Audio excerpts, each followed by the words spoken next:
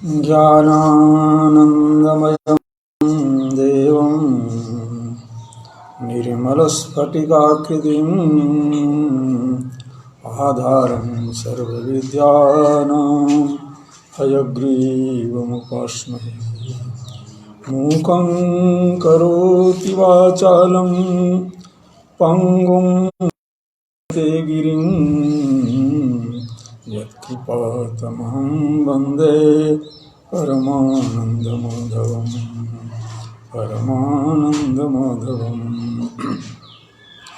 संस्कृतं भारतम् इत्याख्ये आमुखपटले व्याकरण विषयिण्यां कक्षायां समुपस्थितानां समेषां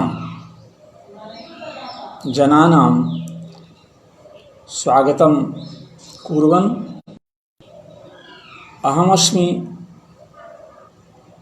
श्री स्वामी परांकुशाचार्य आदर्श संस्कृत महाविद्यालये गयास्थे व्याकरण विभागे वेंकटेश व्याकरण प्राध्यापकः वेंकटेश शर्मा मान्यः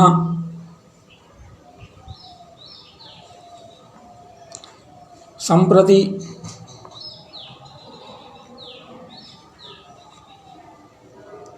बहु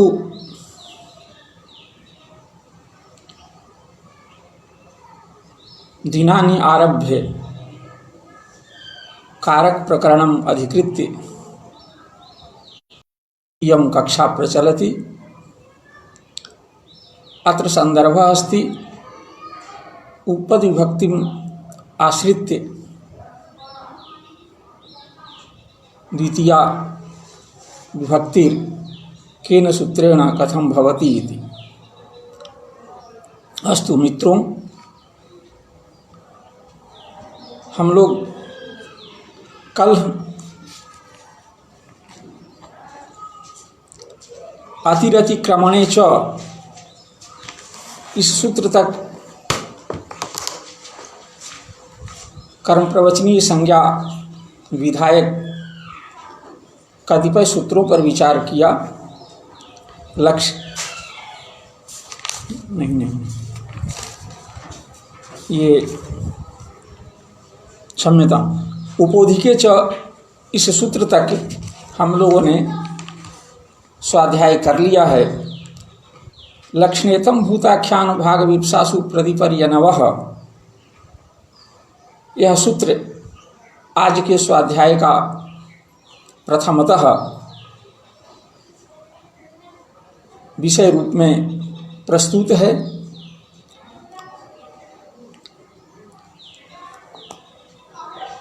कुछ चर्चा कल के स्वाध्याय के संबंध में। मित्रों, हालुनंतरः संयोगः संयोग संज्ञा विधायक सूत्र है। इस सूत्र के भाष्य में इसके अर्थ पर विचार के संदर्भ में यह प्रश्न हुआ कि हलो अनंतरः में दो हलों के अच के व्यवधान से शून्य, दो हलों की संयुक्त संज्ञा होगी, संयोग संज्ञा होगी, या दो से अधिक हलों हल जो अच के व्यवधान से रहित हैं उनकी संयोग संज्ञा होगी। यदि दो हलों के दो हल जो अच के व्यवधान से शून्य हैं उनकी संयोग संज्ञा होगी तो कैसा विग्रह होगा। और दो से अधिक हलों के व्यवधान रहने पर व्यंजनों की अच के दो से अधिक व्यंजनों का अच के व्यवधान से रहित होने पर संयोग संज्ञा होगी तो कैसा विग्रह होगा, विग्रह का स्वरूप क्या होगा इस पद का, हलः अनंतरः का। उस पर भाष्यकार ने प्रश्न और उत्तर के रूप में बहुत सारे पक्ष रखे थे। उसमें एक पक्ष आया, अविद्यमानम अंतरम येषाम अनंतर अच के व्यवधान से शून्य व्यंजन के संबंध में आया कि अविद्यमानम अंतरम येषाम हलाम हल से के विजातीय वर्ण के व्यवधान नहीं हैं ऐसे व्यंजन। अविद्यमानम अंतरम अर्थात हलभिन्न विजातीय वर्णस्य अंतरम येषाम हलाम, अथवा तो ये तो जब हम बहुत की जब संयोग संज्ञा करेंगे दो से अधिक व्यंजन वर्णों अच के व्यवधान से रहित दो से अधिक व्यंजन वर्णों की संयोग संज्ञा करेंगे तब ऐसा विग्रह होगा। और यदि दो की ही संयोग संज्ञा करेंगे तो वहाँ पर विग्रह होगा अविद्यमाना अंतरा एसाम, अविद्यमाना अंतरा एसाम। यहाँ अंतर शब्द अविद्यमानम अंतरम एसाम में अंतर शब्द जो है वो व्यवधानार्थक अंतर शब्द है, वो प्रातिपदिक है। और यहाँ जो अविद्यमाना अंतरा एसाम में जो अंतरा शब्द है वो अंतरा अंतरेण सूत्र में प्रयुक्त जो अव्यय है उसके उस तरह से यह अव्यय है। अब यहाँ प्रश्न उठा कि जैसे त्वाम च माम च अंतरा, इसमें अंतरा के योग में जुस्मत शब्द और अस्मत शब्द से द्वितीय विभक्ति हो गई, वैसे ही अंतरा के योग में यहाँ भी ऐसा में द्वितीय विभक्ति क्यों नहीं हुई, यह प्रश्न है। इस प्रश्न के समाधान में कल के स्वाध्याय में कुछ व्यतिक्रम सा जान पड़ा, इसलिए मैं पुनः इसकी चर्चा कर रहा हूँ कि ये हलोनंतरा सूत्र के भाष्य में प्रयोग हुआ है। क्या प्रयोग हुआ कि द्वयोश्चैवांतरा कश्चित विद्यते नवा, द्वयोश्चैवांतरा, तो द्वयोश्चैवांतरा में जो अंतरा शब्द है यहाँ पर यह भी अव्यय है। इसके योग में द्वयोः में द्वितीय विभक्ति होनी चाहिए थी, षष्ठी विभक्ति कैसे हुई? इसका समाधान भाष्यकार ने किया है कि यहाँ अवधि दो के बीच में जो स्थान है, जो आधार है, उस आधार के जो अवधि है उसका निश्चय होना चाहिए। जुस्मद अस्मद में तो निश्चय है, जुस्मदर्थ और अस्मदर्थ, लेकिन यहाँ दो व्यंजनों के मध्य में किसी व्यंजनांतर वर्ण के व्यवधान की बात चल रही है, तो ऐसा कोई व्यवधान व्यंजनांतर वर्ण को बीच में नहीं रहना चाहिए। तो कोई व्यंजन शब्द का ऐसा यहाँ पे सर्वनाम का द्वयोः का प्रयोग है, किसी खास व्यक्तिगत किसी व्यंजन का प्रयोग नहीं हुआ है, इसलिए यहाँ अवधि के निश्चय नहीं होने के कारण अंतरा के योग होने पर भी ये द्विशब्द से द्वितीय विभक्ति नहीं हुई। ये द्वितीय विभक्ति वही होती है जहाँ अवधि का निश्चय होता है, अवधि का निश्चय यहाँ नहीं है। इसलिए हलोनंतरा संयोगः सूत्र के भाष्य में प्रयुक्त जो द्वयोश्चैवांतरा, इस अंतरा के योग में द्वयोः में द्वितीय विभक्ति नहीं हुई, षष्ठी विभक्ति ही हुई संबंध मात्र में। एक और उदाहरण मैंने कल भाष्य से ही दिया था, किम किम अनयोर अंतरेण गतेन, तो वहाँ अंतरेण पद जो है वो तृतीयांत है, विशेष अर्थ का वाचक है। वहाँ पर भी यह प्रश्न उद्भावित हुआ था कि किम अनयो अंतरेण गतेन में अंतरेण ये इस अव्यय के योग में द्वितीय विभक्ति न होकर के षष्ठी विभक्ति में इसका प्रयोग अनयो का हुआ है। तो पहली बात तो है कि वहाँ अंतर शब्द विशेषार्थक है और वह अंतर शब्द अंतर प्रादिपदिक के तृतीया के एक वचन का रूप है, इसीलिए वो अंतरेण अव्यय नहीं है। अव्यय के योग रहने पर द्वितीय विभक्ति होती है। किम अनयोर अंतरेण गतेन, इस वाक्य में अंतरेण पद जो है वो विशेषार्थक तृतीयांत है, अंतर शब्द अंतर प्रादिपदिक के तृतीया के वचन का रूप है, इसलिए वहाँ द्वितीय विभक्ति नहीं हुई। ये कुछ प्रस्तुति के सम्मार्जन हेतु आज पुनः मुझे वापस लौटना पड़ा। अब हम चलें अपि पद, आज का स्वाध्याय विषय है अपि पदा लक्षणेत्तम भूताख्यान भाग विप्सासु प्रतिपरि नवः। इस सूत्र में यह भी संज्ञा सूत्र है, प्रतिपरि अनु की संज्ञा कर कर्म प्रवचनीय संज्ञा करने के लिए सूत्र प्रवृत्त हुआ है। तो इस सूत्र में दो पद हैं, एक सप्तम्यंत पद और दूसरा प्रतिपरि अनवः, ये प्रथमांत पद, दोनों ही समस्त पद हैं। प्रथम जो सप्तम्यंत पद है उसमें समास को समझें। लक्षणम च इत्थम भूताख्यानं च भागस्य विप्सा च इति लक्षणेत्थम भूताख्यान भाग विप्साः तासु लक्षणेत्थम भूताख्यान भाग विप्सासु अप्रतिश्य परिश्य अनुश्य इति प्रतिपर्यनवः, ये प्रथमांत पद है। ये उद्देश्य बोधक पद है।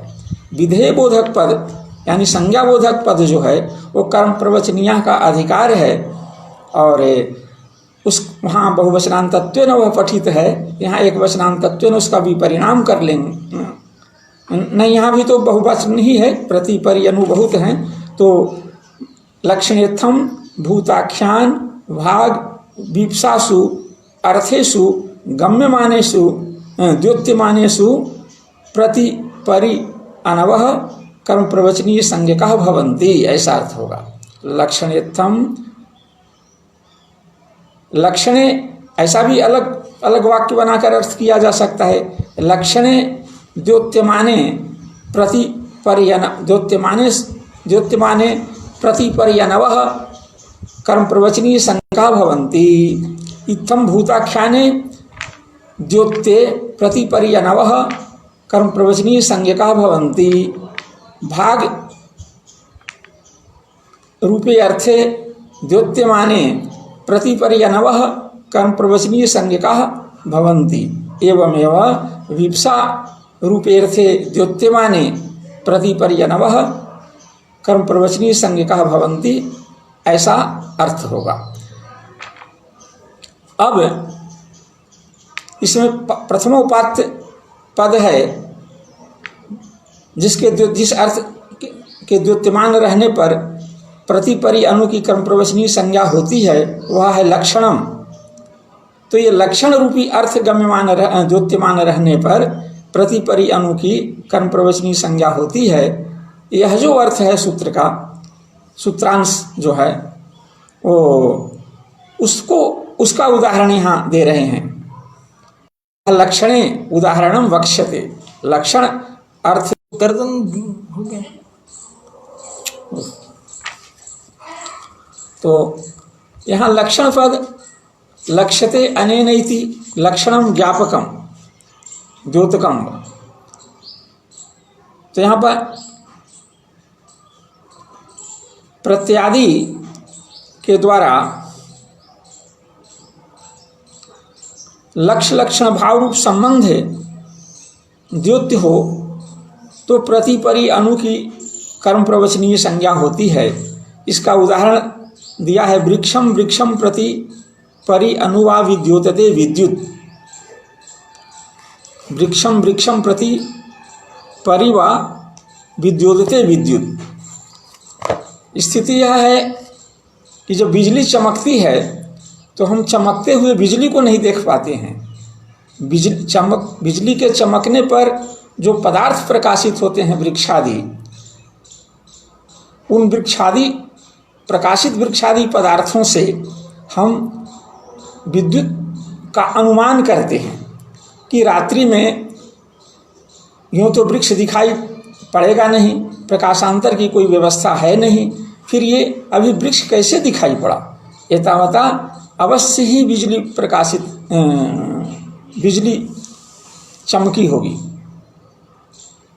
विद्युत का विद्योतन हुआ होगा और उस विद्योतन से वृक्ष प्रकाशित हुआ। तो हम प्रकाशित वृक्ष से रूपी ज्ञापक से हम ज्ञाप्य विद्युत का अनुमान करते हैं। यहाँ ज्ञापक जो वृक्ष है वो ज्ञाप्य विद्युत का विद्युत का ज्ञापन करता है। इसलिए इन दोनों में ज्ञाप्य ज्ञापक भाव संबंध है। इस ज्ञाप्य ज्ञाप्य भाव संबंध का द्योतन करता है प्रति, परि और अनु, ये उपसर्ग करते हैं। तो यदि ये प्रति, परि, अनु इस तरह से यदि ज्ञापन करेंगे, लक्ष्य लक्षण भाव रूप संबंध का ज्ञापन करेंगे, तो इनकी कर्म प्रवचनीय संज्ञा होगी और कर्म प्रवचनीय के योग में इनसे वृक्ष से द्वितीया विभक्ति होगी। कर्म प्रवचनीय के साथ जिसका योग होगा तो कर्म प्रवचनीय युक्त द्वितीया से द्वितीया विभक्ति हो जाएगी। तो यहाँ पर प्रति वृक्ष रूपी जो ज्ञापक है उससे विद्युत प्रकाशन रूपी जो लक्ष्य है और ज्ञाप्य है विद्युत प्रकाशन, तो उससे ये दोनों में लक्ष्य लक्षण भाव संबंध है। इस लक्ष्य लक्षण भाव का संबंध का ज्ञापन यहाँ पर प्रति, परि और अनु कर रहा है। इसलिए प्रति, परि, अनु की प्रवचनीय संज्ञा होगी और इनका योग है वृक्ष के साथ, इसलिए वृक्ष से द्वितीया विभक्ति हो जाएगी। तो वृक्षम प्रति, परि, अनुवा विद्योदिते विद्युत, यह इस वाक्य का ऐसा वाक्य होगा जिसका अर्थ होगा वृक्षेण लक्ष्यमाणा विद्युत विद्योतते।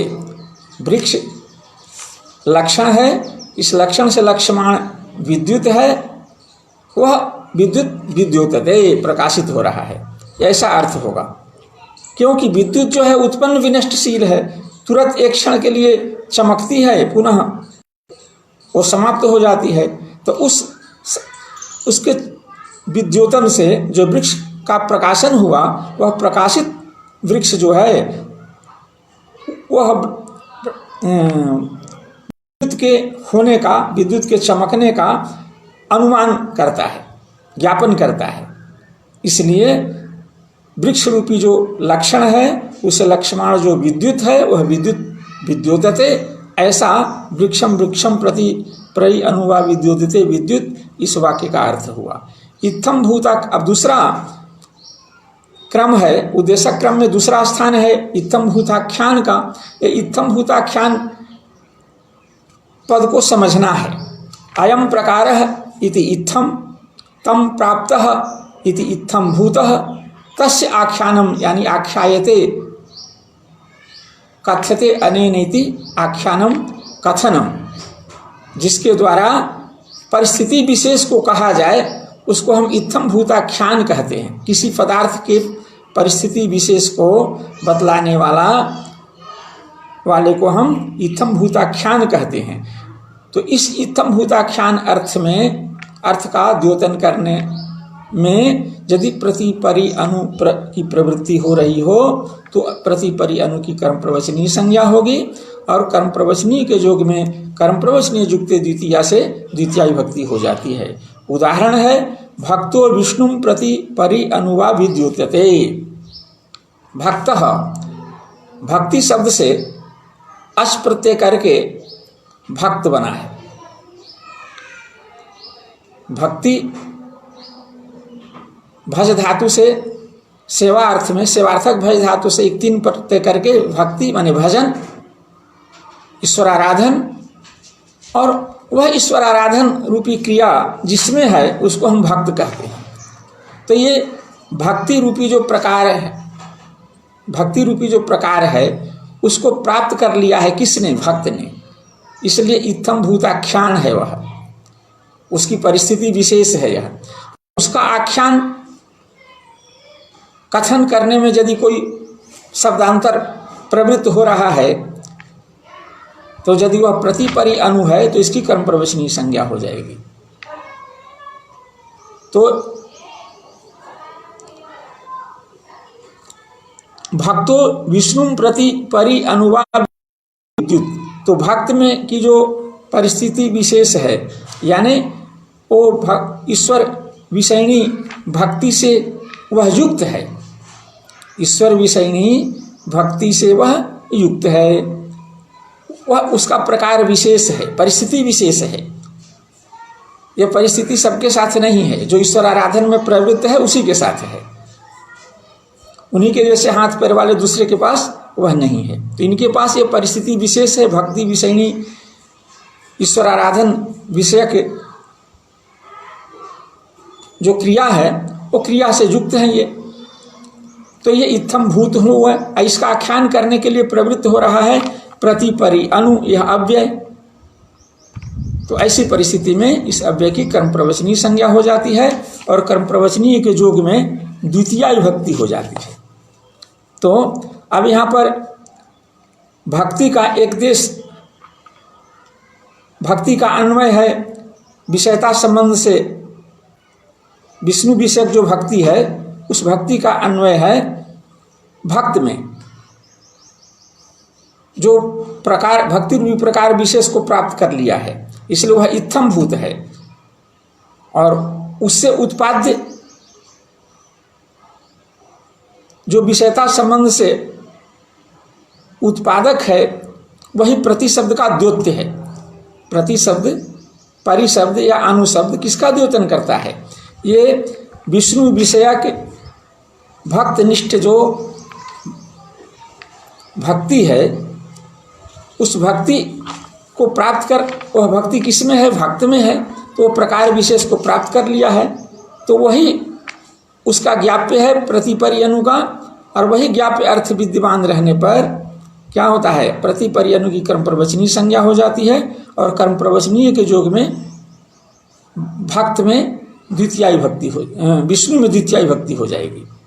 क्योंकि भक्तनिष्ठ जो विष्णु विषयक भक्ति है, विष्णु विषयक जो भक्ति है भक्त में, उस भक्ति रूप प्रकार विशेष को प्राप्त किया है भक्त, इसलिए भक्त इत्थम भूताख्यान है। तस्य इत्थम भूताख्यानस्य भक्तस्य विष्णु विषयकतया उत्पाद विष्णु विषय है और विष्णु को विषय बना करके ही वह भक्ति उसमें उत्पन्न हुई है। तो विषयता संबंध से तदुत्पादक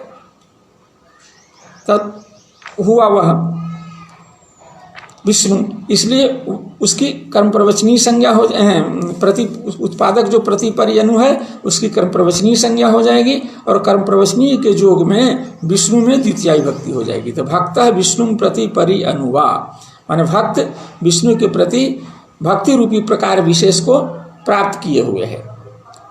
ये इसका द्योतन, इस अर्थ का द्योतन हो रहा है प्रतिपरि अनु से, इसलिए उसकी कर्म प्रवचनीय संज्ञा होगी और उसके योग में द्वितीय भक्ति।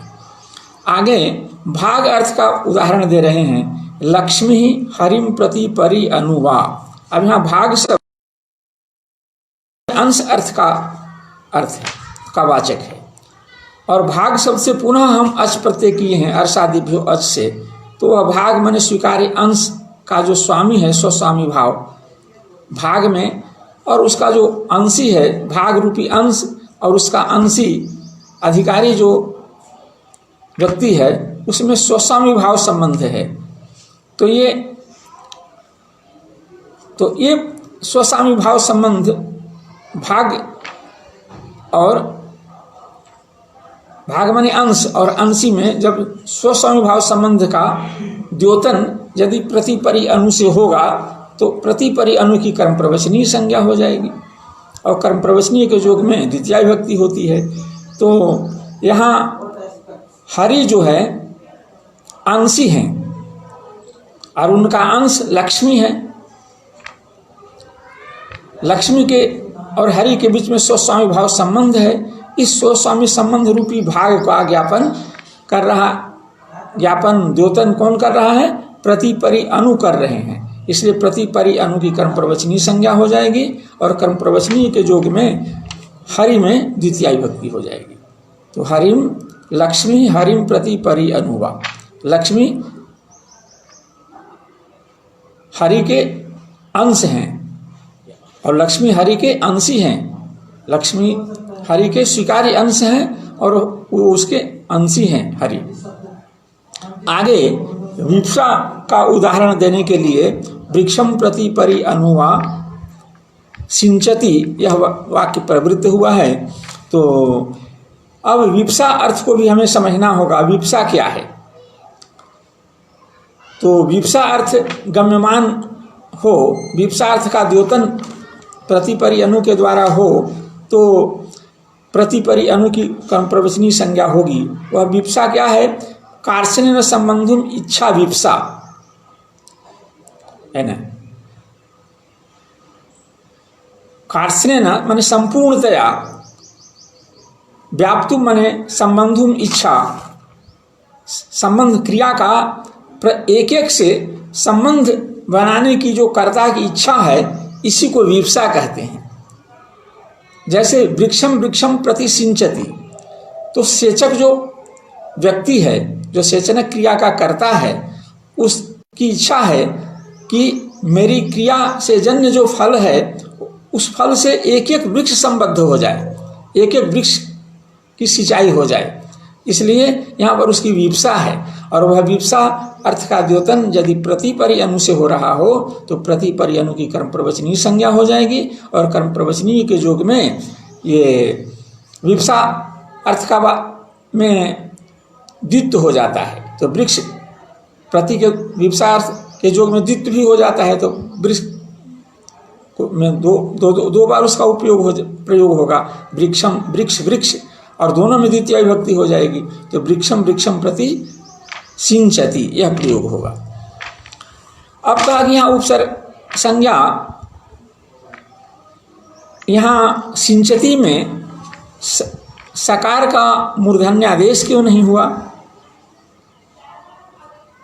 सकार को मूर्धन्य आदेश हो जाना चाहिए था, क्योंकि उपसर्गस्थ प्रतिपरि, उपसर्ग है प्रतिपरि और अनु, प्रतिसिंचति, परिसिंचति, अनुसिंचति, तो उपसर्गस्थ निमित्त से परे सुनोति, सुवति, स्यति, स्तौति, स्तोभति, स्था, सेनय, सेव और सिच, संज और स्वंज धातु के सकार के स्थान में मूर्धन्यादेश होता है।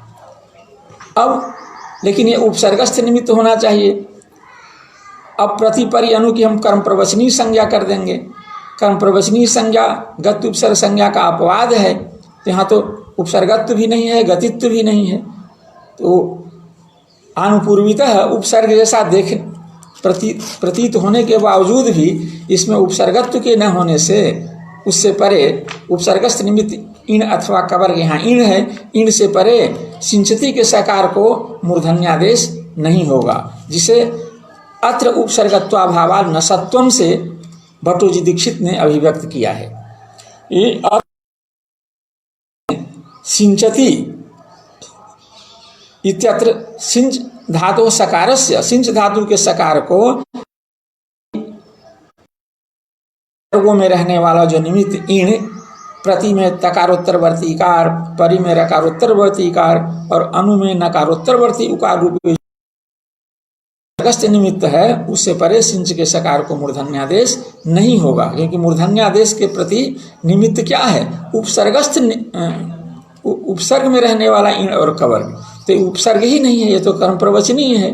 तो यहाँ मुख्य रूप से कर्म प्रवचनीय संज्ञा का फल है मूर्धन्यादेश का अभाव। जहाँ तक द्वितीय विभक्ति की बात है, वो तो वैसे भी सेचन क्रिया का वृक्ष कर्म है, इसलिए कर्मणि द्वितीय से भी द्वितीय विभक्ति हो जाएगी। द्वितीय विभक्ति यहाँ पर कर्म प्रवचनीय संज्ञा का फल नहीं है, और जगह रहा हो गया है ही, लेकिन यहाँ पर मुख्य फल है मूर्धन्यादेश का अभाव।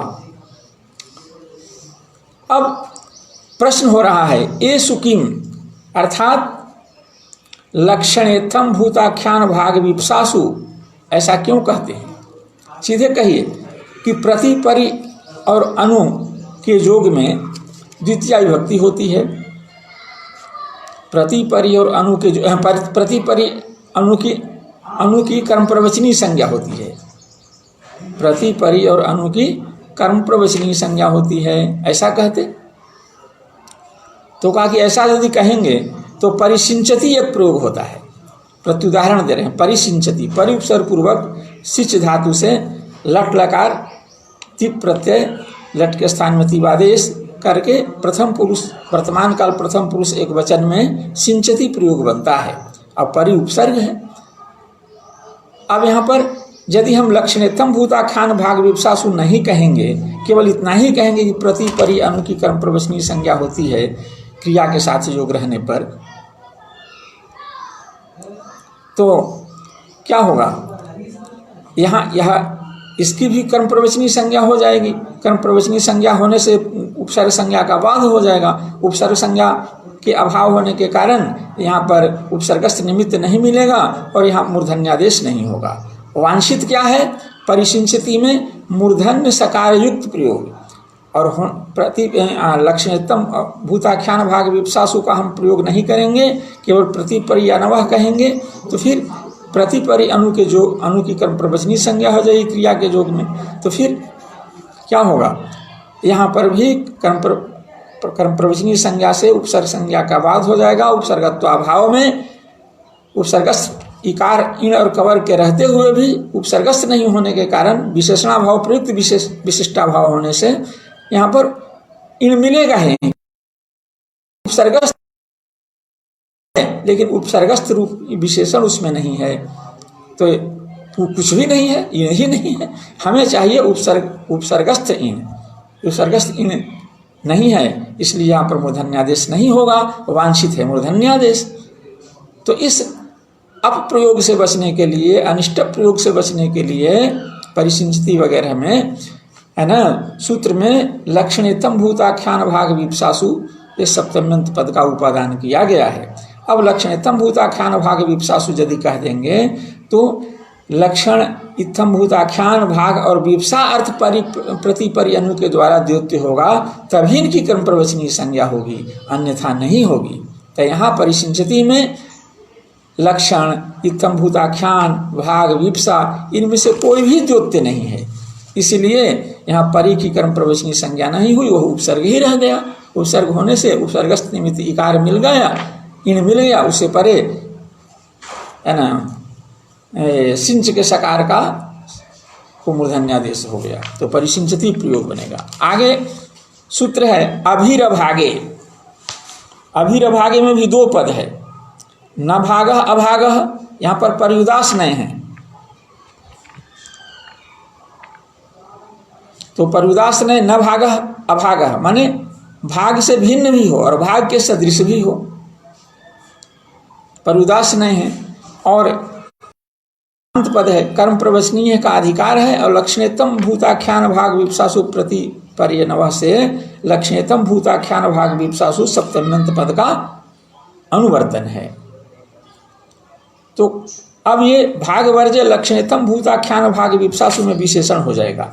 तो माने अभागे माने भाग वर्ज्य, भाग से वर्जित, भाग को छोड़कर, भाग से भिन्न जो लक्षण इत्थम भूताख्यान और विप्सा, यही बच गए। चार का उसमें उपादान था सूत्र में, लक्षण इत्थम भूताख्यान भाग और विप्सा, जिसमें भाग के वर्जन की बात हो रही है। भागे को अलग करने के लिए, छोड़ने के लिए यहाँ पर अभागे पद का उपादान हुआ है।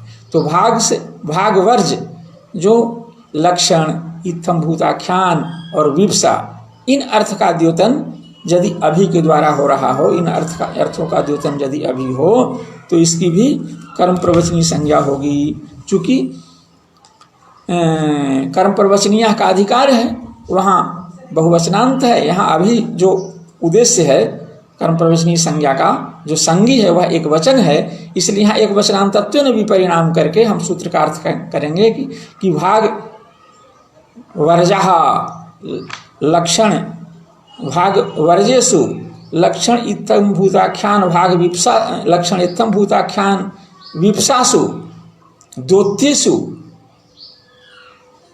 भागः अभी कर्म प्रवचनीय संज्ञकः भवति, ऐसा अर्थ होगा। इसी जिसका संकेत आचार्य ने भाग वर्जे लक्षणादो अभिरुक्त संज्ञा से आते हैं। आदि पद से लक्षणादो में जो आदि पद है उससे विप्सा और क्या कहते हैं इत्थम भूताख्यान और विप्सा को ग्रहण करना चाहिए। अर्थात भाग को छोड़कर लक्षण इत्थम भूताख्यान और विप्सा अर्थ का द्योतक अभि की कर्म प्रवचनीय संज्ञा होती है। जिसका उदाहरण देते हैं, हरिम अभिवर्तते विष्णु, हरिम अभिवर्तते विष्णु, विष्णु ये भाई जय कहाँ है, तो हरि की अनुकूलता में है ना। जय कहाँ है, तो हरि की अनुकूलता में है। हरि की अनुकूलता जहाँ रहेगी वहीं जय होगा। जय के लिए हरि की अनुकूलता आवश्यक है। उस हरि की अनुकूलता वही यहाँ पर अभि का द्योत्य है। अभि से वह द्योत्य है। प्रश्न होता है जया कब हो, तो कहा कि हरिम अभि।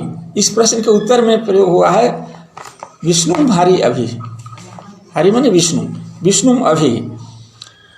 तो यहाँ पर लक्षण है यानी ज्ञापक है।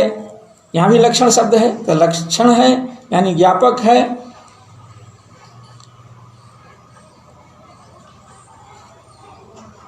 अभि, अभि जो है वो ज्ञापक है।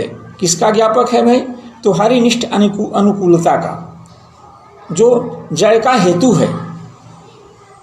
तो जय स्वरूप जो लक्ष्य है, उस लक्ष्य का ज्ञापक है लक्षण। और ये लक्ष्य लक्षण भाव जो संबंध है, इस लक्ष्य लक्षण भाव इसी का द्योतन कौन करता है, अभि करता है।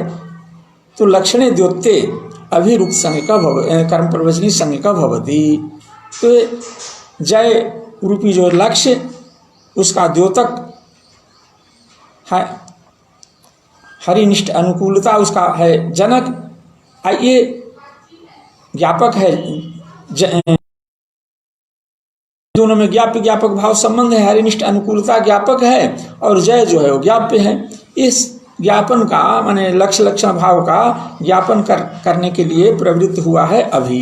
इसलिए अभि की कर्म प्रवचनी संज्ञा होगी, और कर्म प्रवचनी संज्ञा होने पर कर्म प्रवचन युक्ते द्वितीया से हरि में द्वितीय विभक्ति हो जाएगी। सूत्र का वार्तिक का इस वाक्य का अर्थ होगा कि हरि लक्ष्य जयः, हरि लक्ष्य जयः। हरि रूपी जो ज्ञापक है, लक्षण है, उसका ज्ञाप्य कौन है, तो जय है। ये लक्ष्य लक्षण भाव का द्योतन कौन, यही द्वितीयार्थ है। द्वितीय भक्ति का यही अर्थ है, माने हरि निष्ठ जो ज्ञापकता, उससे निरूप्य जय निष्ठ ज्ञाप्यता, इसका द्योतन कर रहा है अभी। और यही द्वितीयार्थ है। हरि में जो द्वितीय विभक्ति है हरिम अम, उसका यही अर्थ है। आगे है इत्थम भूताख्यान अभि। भक्त जो है, तो भक्त ये क्या है, इत्थम भूताख्यान, प्रकार विशेष परिस्थिति विशेष को प्राप्त हुआ। हरि की जो भक्ति है, हरि विषयक जो भक्ति है, जिस भक्ति का, जिस सेवा का विषय कौन है, हरि। हम जिसको उद्देश्य करके कोई क्रिया करते हैं, वह उस हमारी क्रिया का विषय होता है। तो भक्त हरि को उद्देश्य करके, विष्णु को उद्देश्य करके भजनक क्रिया में प्रवृत्त है। तो भजनक क्रिया का उद्देश्य है हरि, और वो भजनक क्रिया यानी भक्ति, भक्ति का विषय है हरि। तो हरि विषयक जो भक्ति है, उस भक्ति रूपी जो प्रकार है, उसको प्राप्त किया हुआ व्यक्ति कौन है, भक्त है। और उसका आख्यान इत्थम भूताख्यान है। किसके द्वारा हो रहा है, जिसके द्वारा होगा वही इत्थम भूताख्यान होगा। तो वो हो रहा है अभि के द्वारा। तो इत्थम भूताख्यान अर्थ में प्रवृत्त, उनके द्योतन में प्रवृत्त है यहाँ पर अभि। इसलिए इसकी कर्म प्रवचनी संज्ञा हो जाएगी, और कर्म प्रवचनी के योग में हरि में द्वितीय विभक्ति हो गई। द्वितीय विभक्ति होकर के भक्त हरिम अभि। तीसरा उदाहरण है विप्सा का, कार्य न व्याप्तुम इच्छा, अर्थात क्रिया के द्वारा एक एक पदार्थ का संबंध स्थापित करना, संबंध बनाना, यही क्या है, विप्सा। तो योग में विप्सा अर्थ द्योत्य रहने पर भी अभि की कर्म प्रवचनी संज्ञा होगी। इसका उदाहरण देते हैं देवम देवम अभिसिंचति। ये सेचन जो क्रिया है, उसकी सेचन माने अभिषेक, जो अभिषेकक क्रिया है, भक्त अभिषेक करता है। भक्त हर देवम देवम अभिसिंचति, भक्त देवताओं का दुग्धादि से अभिषेक कर रहा है, स्नान करा रहा है। तो ऐसा नहीं कि किसी खास देव को स्नान कर रहा है। एक एक देवता को सेचनक क्रिया से, अभिषेकक क्रिया से प्रत्येक का संबंध स्थापित कर रहा है। इसलिए ये विप्सा है, इसको क्या कहेंगे? विप्सा कहेंगे। प्रत्येक के साथ क्रिया का संबंध का स्थापन ये विप्सा है। तो विप्सा अर्थ यदि द्योत्य हो तो अभी की कर्म प्रवचनी संज्ञा होगी। कर्म प्रवचनी के योग में द्वितीय विभक्ति हो जाएगी। वृक्षम वृक्षम प्रति द्वितीय विभक्ति तो कर्मणि द्वितीया से भी हो जाएगी, क्योंकि सेचनक क्रिया का उद्देश्य जो है, सेचनक क्रिया द्वारा व्याप्तुम इप्सिमाण पदार्थ है देव। आप तो मिश्रमाण पदार्थ देव हैं, इसलिए देव की कर्म से कर्म प्रवेशनी संज्ञा होगी। कर्मणि द्वितीया से द्वितीय विभक्तियों भी हो जाएगी। यहाँ फल है, यहाँ पर भी फल है क्या? सत्वाभाव। कर्म प्रवेशनी संज्ञा हो जाने से उपसर्ग संज्ञा का अभाव हो जाएगा, क्योंकि उसका यह अपवाद है। उपसर्ग संज्ञा नहीं, उपसर्ग नहीं होने से इकार रूपी इण के रहते हुए भी अभी ये अव्यावय जो भकारोत्तरवर्ती इकार है, इसके रूपी जो इन है, इसके रहने के बावजूद भी सिच धातु के सकार, सिच धातु और सकार को मूर्धन्यादेश नहीं होगा। अभागे किम, अब कहते हैं कि भाई लक्षणतम भाग विप्सासु प्रतिपर्यनवः, ये लक्षणतम भूताख्यान भाग विप्सासु का अनुवर्तन किया है और उसमें से एक को अलग करने के लिए परुदास युक्त अभागे पद का उपादान किया है सूत्र में। अभागे पद का उपादान नहीं करेंगे, केवल अभी यहाँ पढ़ेंगे, अभी पढ़ेंगे और लक्षणतम भूताख्यान भाग विप्सासु का अनुवर्तन करेंगे। कर्म प्रवचनी का अधिकार होगा, तो सूत्र का अर्थ होगा कि लक्षण इत्था भूताख्यान भाग और विप्सा अर्थ द्योत्य रहने पर अभी की कर्म प्रवचनी संज्ञा होती है। यह स्थिति होगी। इसका क्या, यदि इससे कोई दोष नहीं आता है तो क्यों नहीं ऐसा करते हैं? कहा कि नहीं दोष है। आगे उदाहरण देते हैं इसका दोष दर्शन के लिए। यदत्र ममाभिस्यात् तद्दीयताम, इस वाक्य को हम इसके तात्पर्य से समझें। यह इस परिवेश में इस वाक्य का प्रयोग हुआ है कि दो या दो से अधिक कई लोग हैं और उन लोगों के पास कोई वस्तु, कुछ वस्तुएं थी अन्नादि, उसको उन्होंने एक ही साथ रखा था। मान लिया कोई मजदूर कहीं काम करने खेत में गया हो और मजदूरी के रूप में तीनों मिलकर एक ही स्वामी के यहाँ कार्यरत हों और मजदूरी के रूप में उन्हें अन्न मिलता हो। वो प्रवास में हैं, दूसरी जगह हैं, सब एक ही जगह अपना अन्न रखते हों, क्योंकि समान रूप से तो तीनों काम कर रहे हैं या जो भी हों। जब काम समाप्त होगा तो जितना अन्न है उतना हम लोग, ये लोग आपस में बराबर बराबर बांट लेंगे। तो सब अन्न मिले हुए हैं, संश्लिष्ट हैं एक दूसरे से। सबका जो वो प्राप्त धन है वो एक जगह, अन्नादि धन वो एक जगह मिले हुए हैं। उनको उनमें जिसका जितना हिस्सा है ना, वो अपना मांगता है। मम अत्र यद स्यात् तद्दीयताम्, ये जो संशिष्ट जो धान्य राशि है, इस धान्य राशि में जो मेरा अंश है, मेरा भाग है, वह मुझे दे दो। ये भाव है यहाँ। अब यहाँ भाग, अभागे यदि हम नहीं कहेंगे, सूत्र में अभागे पद का उपादान नहीं करेंगे तो लक्षण, तब तो भाग अर्थ में भी क्या हो जाएगा? अभी की कर्म प्रवचनी संज्ञा हो जाएगी और कर्म प्रवचनी के योग में द्वितीय विभक्ति हो जाती है। और ऐसा प्रयोग है नहीं, जहाँ भाग शब्द का सीधा प्रयोग है वहाँ ऐसा होता नहीं है। तो यद मम अभिस्यात् तद्दीयताम्, यहाँ पर अभिस्यात् है, अभि उपसर्ग पूर्वक अस धातु है और अस धातु के लिंग लकार में प्रयोग है प्रथम पुरुष एक वचन में, अभिस्यात्। इसमें अत्र बने अस्मिन् धान्य राशौ यद मम अंशः अस्ति, भागः अस्ति, है ना, तद मह्यम दीयताम्, वो मुझे दे दो।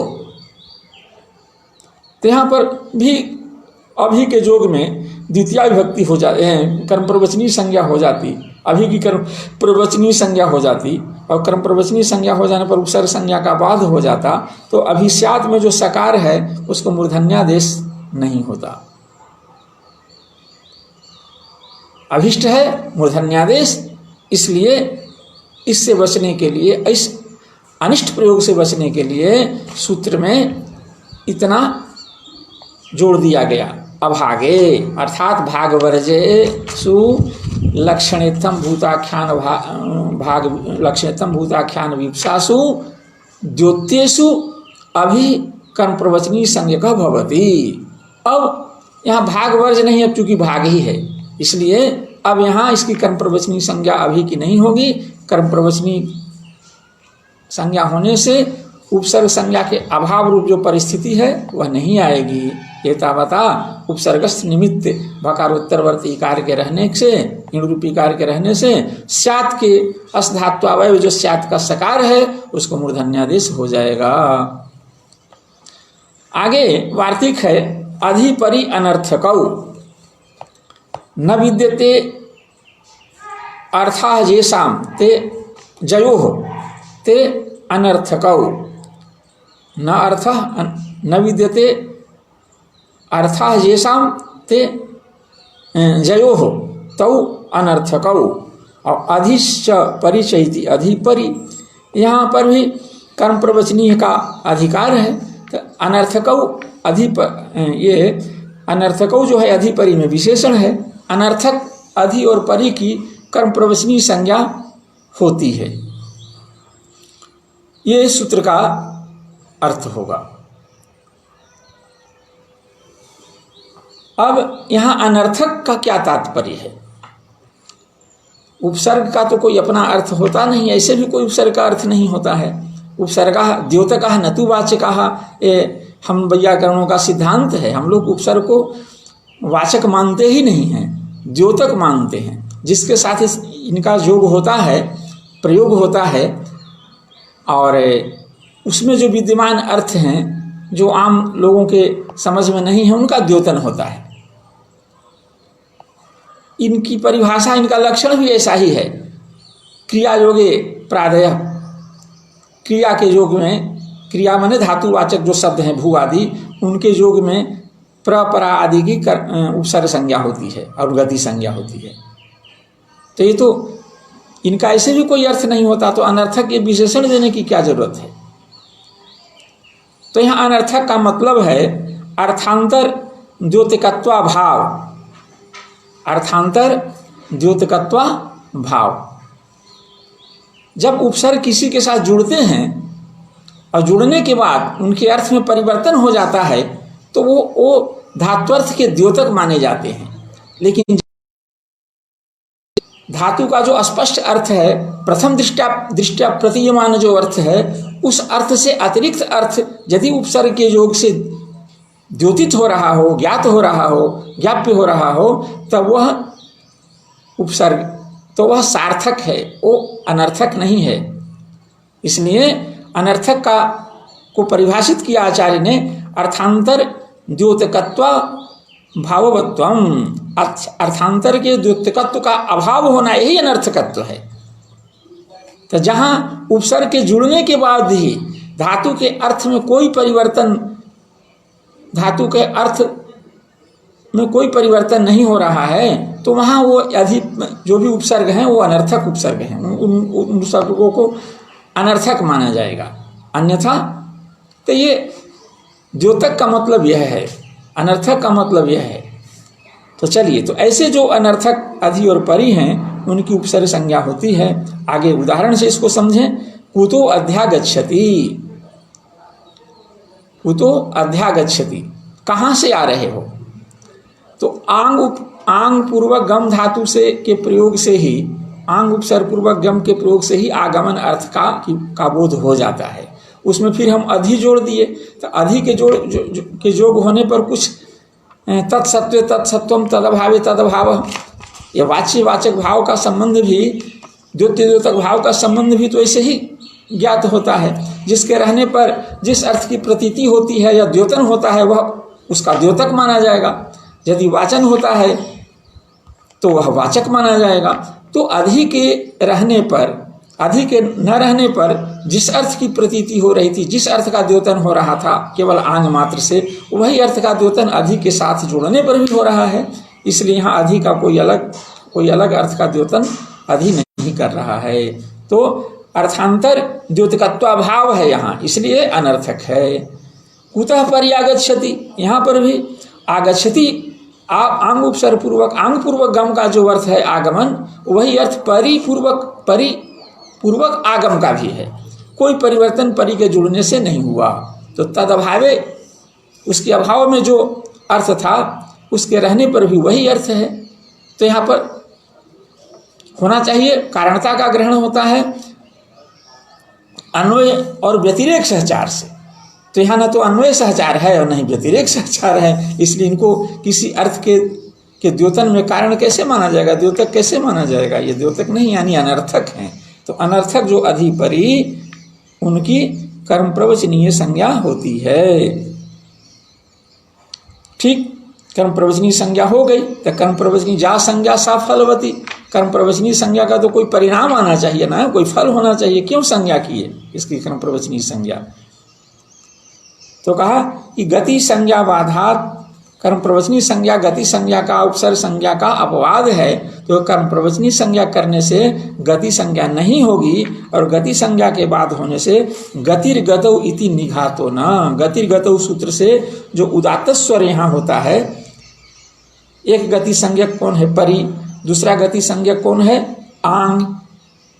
एक गति संज्ञक है गति, दूसरा भी गति संज्ञक है आंग, है ना। तो गतौ माने गति संज्ञक के परे रहने पर गति संज्ञक को निघात होता है। तो यहाँ पर वो निघात स्वर नहीं होगा, यही इसका फल है। आगे एक दूसरा कर्म प्रवचनीय संज्ञा विधायक सूत्र है सुह पूजायाम। पूजा अर्थ के द्योतन में प्रवृत्त सुह की कर्म प्रवचनीय संज्ञा होती है। यहाँ पर भी कर्म प्रवचनीय का अधिकार है, और उस आने से सुह के आधार पर यहाँ संज्ञी जो है सु एक है, और संज्ञा जो कर्म प्रवचनीय यहाँ मूल रूप से जो पठित है सूत्र में अपनी जगह पर, वो बहुवचनांत है। तो यहाँ इसके साथ अन्वय करना होगा, तो हम एक वचनांतत्व उसका विपरिणाम करके यहाँ वाक्य योजना करेंगे। तो पूजा, पूजार्थे द्योत्य माने सुह कर्म प्रवचनीय संज्ञा भवति। पूजार्थे द्योत्य माने सुह कर्म प्रवचनीय संज्ञा भवति, यह अर्थ होगा। पूजा अर्थ यदि द्योत्य हो तो सु की कर्म प्रवचनीय संज्ञा होती है। सुसिक्तम, सुस्तुतम, अच्छी तरह से पटा दिया, अच्छी तरह से स्तुति की, ये पूजा है, प्रशंसा है। तो कहा उपसर्ग, यहाँ की कर्म प्रवचनीय संज्ञा हुई, इसका फल क्या आया? तो फल आया कि ऐसे सु क्या है, क्रिया के योग में, सेचनक क्रिया के योग में, अस्तवनक क्रिया के योग में इसकी उपसर्ग संज्ञा होती, गति संज्ञा होती। कर्म प्रवचनीय संज्ञा होने से उपसर्ग और गति संज्ञा का बाद हो गया, तो उपसर्ग प्रयुक्त जो सत्व प्राप्त था सिक्तम के सकार का, स्तुतम के सकार का, वह सत्व नहीं हुआ। माने सत्वाभाव, मूर्धन्यादेश का अभाव, यही कर्म प्रवचनीय संज्ञा का फल है, जिसको आचार्य अनुपसर्गत्वात् मन उपसर्गा भाववत्वात् न सह सकारादेश माने मूर्धन्यादेश नहीं हुआ, ऐसा कहा उन्होंने। कहा कि पूजायाम की, पूजा ऐसा क्यों कहते हैं? पूजायाम सप्तम्यंत पद का माने पूजार्थे द्योत्य माने ऐसा अर्थ क्यों जोड़ा जाए, ऐसा विशेषण क्यों सुह में लगाया जाए? नहीं लगाएंगे तो सीधे अर्थ होगा कि सुह कर्म प्रवचनीय संज्ञा भवति, कोई विशेषण नहीं। तो यदि ऐसा कहेंगे तो सुसिक्तम किम तवात्र, ये निंदा अर्थ में वाक्य प्रवृत्त हुआ है। निंदा अर्थ देने के लिए किसी के सेचन क्रिया, सेचनादि क्रिया के, सेचन क्रिया के सीधे नकारना कि तुमने पढ़ाया ही नहीं है, तुमने सेचन ही नहीं किया है, ये निंदा अर्थ में ये वाक्य प्रवृत्त है। तो यहाँ पर पूजा नहीं है। अब यहाँ पर भी कर्म सु की कर्म प्रवचनीय संज्ञा हो जाएगी। कर्म प्रवचनीय संज्ञा हो जाने से उपसर्ग संज्ञा का बाद हो जाएगा। तो उपसर्गस्थ जो इन है, जो मूर्धन्यादेश का निमित्त है, वह अब निमित्त नहीं, निमित्त के अभाव में निमित्ति का भी अभाव हो जाएगा। सिक्तम के सकार को मूर्धन्यादेश नहीं होगा। प्रयोग होता है सुसिक्तम में मूर्धन्य वर्ण घटित प्रयोग होता है, और होने लगेगा मूर्धन्य पद रहित प्रयोग, दंत प्रयोग सकार का होने लगेगा। इसलिए पूजायाम कहा। इस अनिष्ट प्रयोग से बचने के लिए पूजायाम सु में विशेषण लगा दीजिए। विशेषण लगा देने से अर्थ होगा कि पूजा अर्थ द्योत्य रहने पर ही सु की कर्म प्रवचनी संज्ञा होती है। यहाँ पूजा माने प्रशंसा, यहाँ तो उसके ठीक विपरीत विलोमार्थक वाक्य है। ये विलोम विपरीत अर्थ को देने वाला वाक्य है। यहाँ स्तुति कहाँ है, यहाँ पूजा कहाँ है। इसलिए यहाँ कर्म प्रवचनी संज्ञा नहीं होगी तो उपसर्ग रहेगा। उपसर्गस्थ उकार रूपी इण के निमित्त के रहने से सिक्तम के सकार को मूर्धन्यादेश हो जाएगा। सो सिक्तम किम तवात्र, यह निंदा है। इसलिए निंदार्थ में प्रयुक्त वाक्य है, कहा है क्षेपोयम, यह क्षेप है, निंदा है, निंदा परक यह है। आगे क्या समय, आगे हम लोगों का स्वाध्याय का निर्धारित समय पूर्णता को प्राप्त कर लिया है। इसलिए आप लोगों को धन्यवाद अभिनंदन करते हुए अपनी वाणी को यहीं विराम देता हूँ और अग्रिम दिन अतिरतिक्रमणे च इत्यादि सूत्रों को स्वाध्याय का विषय बनाकर हम आप लोगों के बीच उपस्थित होंगे। नमस्कार।